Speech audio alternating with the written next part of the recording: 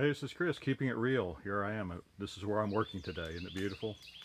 I want to talk a little bit about the upcoming flu season. I've heard a lot of reports on the news that indicate this could be the worst flu season ever, or something to that effect.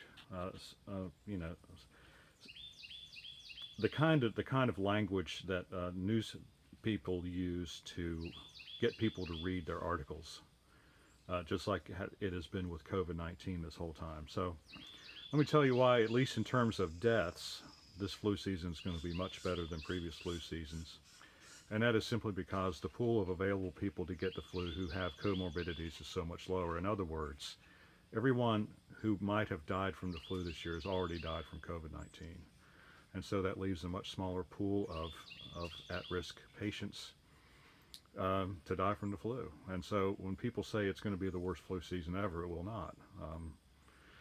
Of course, this gets us into the whole idea of excess deaths. I'm going to do a video on that shortly, and by that I mean in the next several days. The idea of excess deaths is we have a pandemic like COVID-19, so what we do is we count up the total number of deaths from all causes for this year, and then we take a look at the past few years, and we see how many average deaths there were from all causes for those years, and then we get an idea of how many more people died this year than did in previous years. And so you subtract, hopefully, well, I guess it will probably be that way.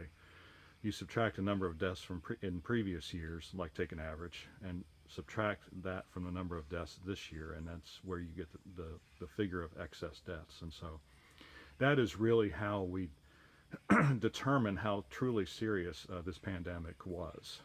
And until we get those figures, we really don't truly know. And so, but the low number of death rates from influenza this year is definitely going to be an indicator that a lot of people are just not in very good shape. They have comorbidities, they have other health problems, and it makes them susceptible to viral infections. And so that's what we're going to see.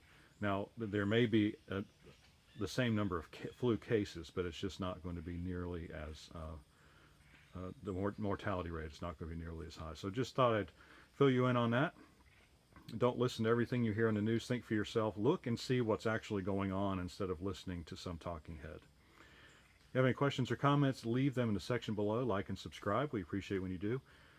And we'll see you on the next fact-filled and hopefully natural video.